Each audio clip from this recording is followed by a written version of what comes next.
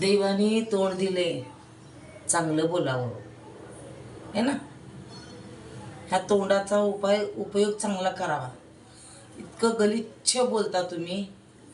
काय वाटतं तुम्हाला? काय माहीत पडत नाही? आणि माहीत पडलं तर काय फरक पडत नाही. थोडं गलिच्छ बोलता तुम्ही. बापरे, कल्पना करू शकत नाही. जेव्हा माणूस ऐकतो तुमचं बोललेलं, ते पण तुम्ही आई वडिलांना एवढं घाण बोलता. अरे कुठे पेट चाल रे पाप. एवढे साधी गोष्ट नाही, खूप मोठी गोष्ट आहे आपल्या आई वडिलांना असं बोलणं म्हणजे.